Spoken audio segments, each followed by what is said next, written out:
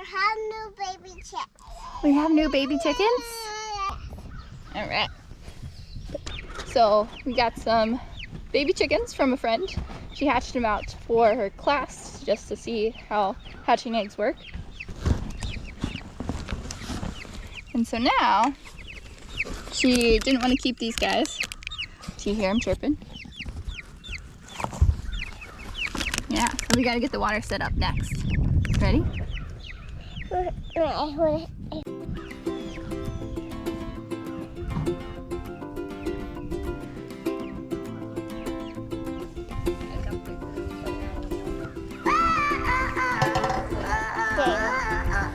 water's got to be level.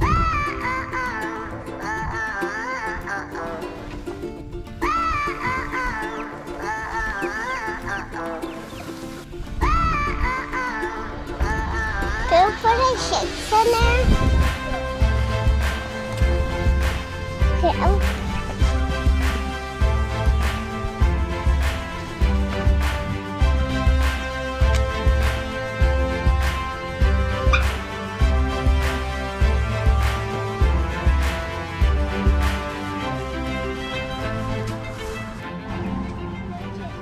Bring in the chicks. Good Get job. the chicks. Now we have to take it. You want to pull it here? No, Can you do it? no, I can't. I bet you could. You try. Good job. Can you pull this one? There you go. All right. Just make sure they don't fly out. You want me to hand them to you? Yeah. Okay. No.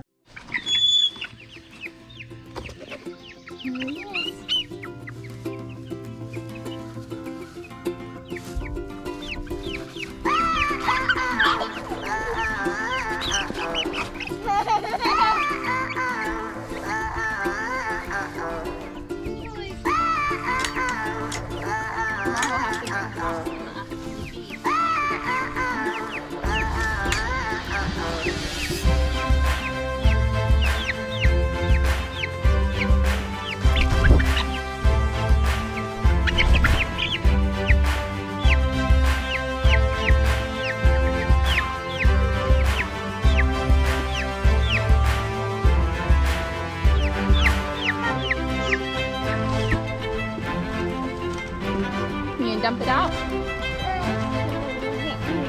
Well, they don't need the box. The box will just get all wet and stuff. So you could take a handful of this hay and take it all the way to the back door if you want. Okay. Will you close the door for me? Close the door. There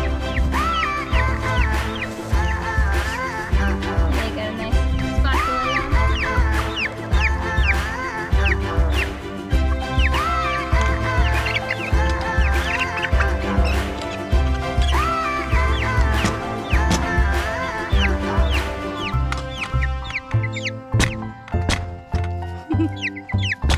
You really getting me locked in here? Alright, hey, come out. You walked it all the way. And we need to. Here you go.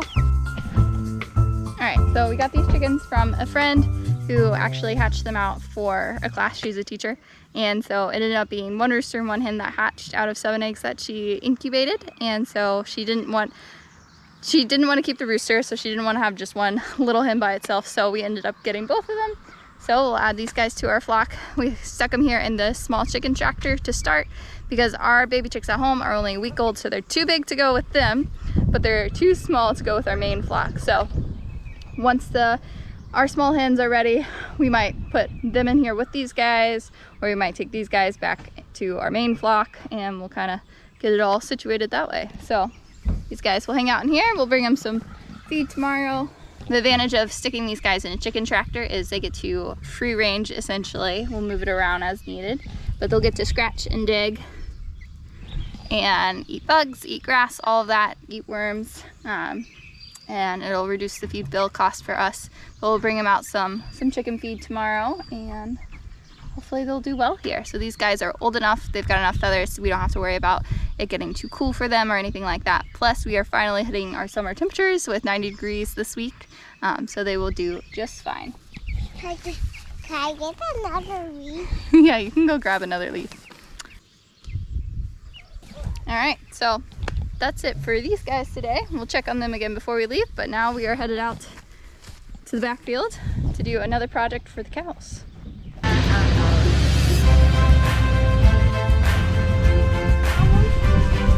of.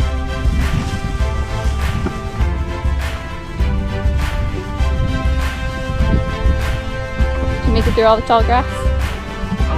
Yeah, Bridge is coming along pretty good.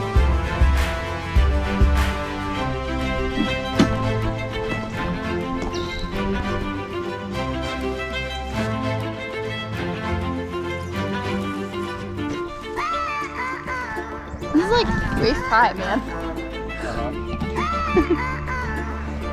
There's no way to get in here and pay it. Yeah, I don't think you can make it down that hill. You do. You ready to build a fence? Yes, I have this. Is that for the gate? Yes. Okay. Where starts Daddy? We don't know yet. Sit right there. Well, that's what I thought, but it's just like... Well, it could be. Here we go.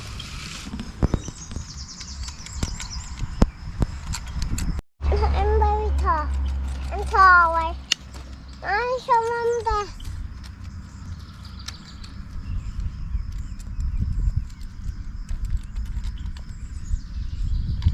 What are you doing? Removing the wire out of the, I guess, poly twine, I guess if that's what you want to call it, so we can connect it to the hook, and when we tie it up, then you know you have a good connection with the wire and the end of the hook. So that will allow us to take the fence on and off of what's electrified, so we can choose when this portion is electrified and when it's not.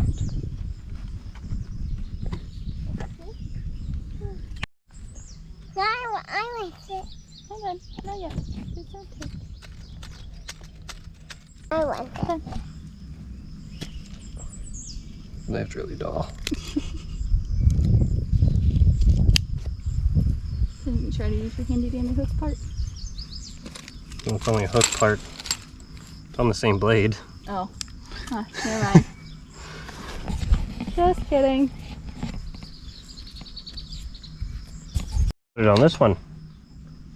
And we just take that through there. Now break it off. And we'll tie it on so it has a good grip on it. And then do the other one. And then do this one. That'll be at the end. And then we will take wire.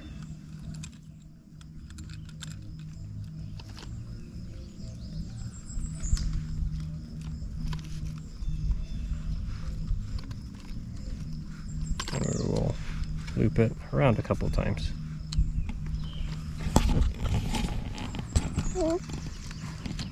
Which, if you can see in the braid, there are maybe. That didn't go as planned. Here you go, Daddy. Try this one.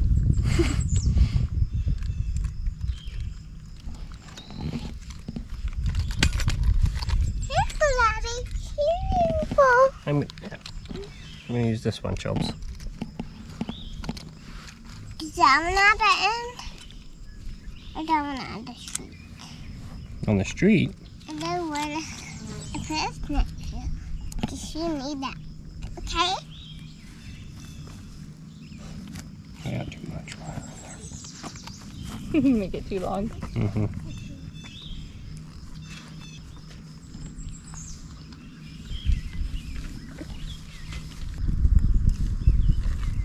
Sweet that party. Here. And I'll show this. Oh, thank you. You don't need this, Daddy. No. Hey, hey, ow. I'm gonna poke my finger. Why then poke your finger? I didn't mean to. This one's not pretty. It's the middle. And after you loop it a couple times, you just twist it along the outside of that. So if you look in here, there are 3 different braids. There's a black one and 2 yellow ones. Each one has 2 wires going through. Doing this is going to make sure all 3 sets of those wires are electrified, instead of just potentially having one touch against here and maybe only having one of the 3 electrified.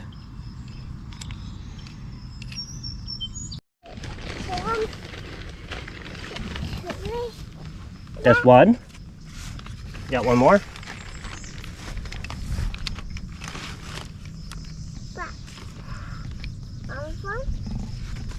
I have one more. Got one more? Yes, I got this, Daddy. Got on the white and no white end. I got on the white end. So I put that on it.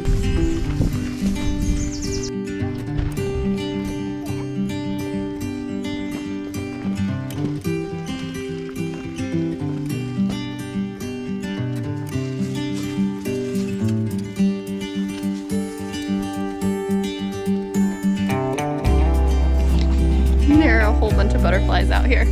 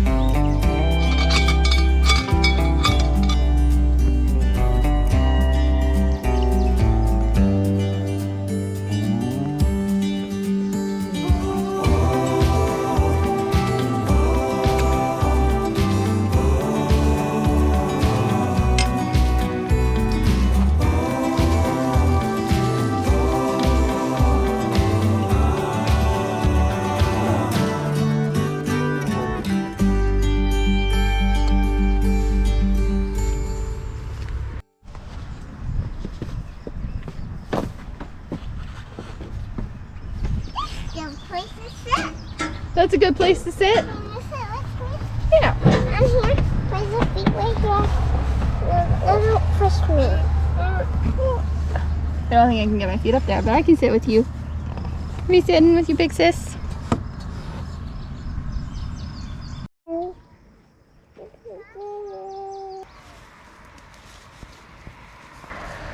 Smile.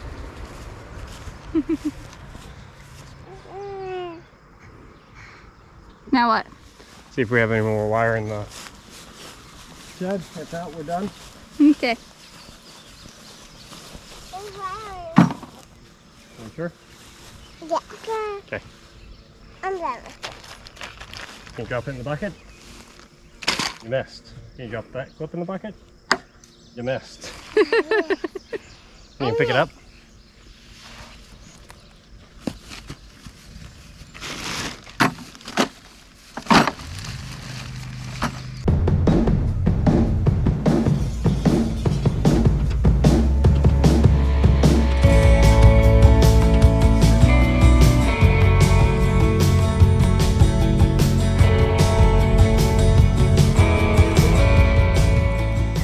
So as you can see, each different paddock has a different amount of grass, and that's because this was the first paddock they were on about 5 weeks ago or so, and then they went to this one, they went to that one, and then they were over there. Each paddock, depending on how many cows and whatnot, lasts roughly 2 weeks. With more cows, obviously they last less time, less cows, or with bigger cows they last less time. Less cows, smaller cows, they last more time. So we got those 4 bigger ones and the 2 smaller ones, so they're going through it a little bit quicker. Last year across the creek is where we had our chicken tractor because it really wasn't productive ground. There's no good way to go over there.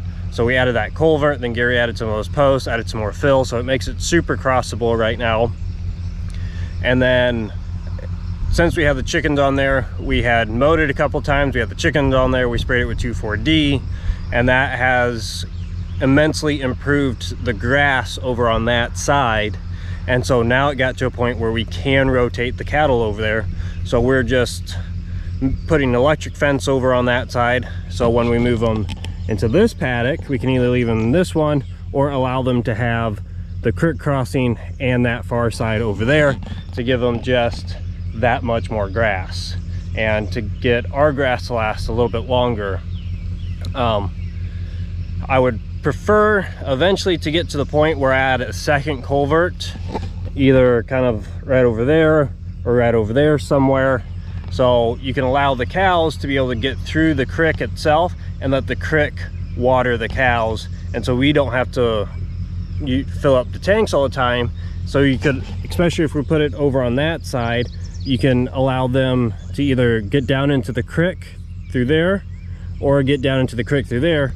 So 2 out of our 4 paddocks would have water access, and you can make it so like they just have water access and they have to come back, or they can have access to that side, things of that nature. So those are the things that we're hoping to do. Whether or not they happen or not, it is rented ground.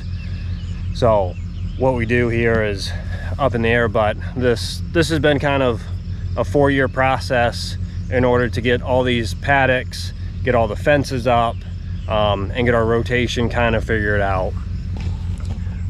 Also we have it, and right now the only place we have water is way down by their hut.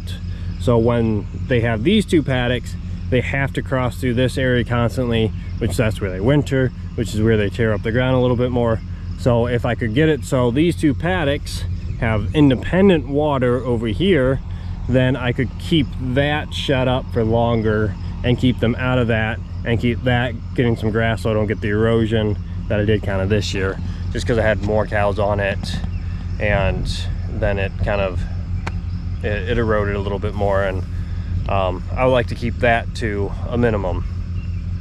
So essentially they have this 1 gate access, and I move the fence from hooking up there to hooking up there, which controls whether they have that fence or that paddock or that paddock. And then when they're on those 2 paddocks over there, they just use the front gate, and they just have that front part with their shed and the water. So that's how our cows are set up. That's how we rotate pastures. That's how we keep them eating the whole pasture down. If we would just give them this whole area, they'd just be super selective. You would have some grasses, some weeds that they don't eat, and it'd be really patchy, what they like, what they don't like. This way I can force them on each paddock a little bit longer and force them to eat it down. So it's not a true intensive pasture grazing, but I do force them to eat it down, which gives me better management of my ground. So this paddock here, we actually mowed and hayed at pretty early on. It was shortly after planting. We got it mowed and we got it baled, but then it got rained on and it was super wet and it just was kind of a mess. So kind of bad timing for cutting it, but I wanted to cut it as soon as possible so I had the most amount of time to grow back. I did that because historically whenever we would use this paddock, it's the very last one they get to, and it's super tall and it's real stemmy, and as you can kind of see, they're avoiding all those long stemmy stuff and going for the more leafy stuff.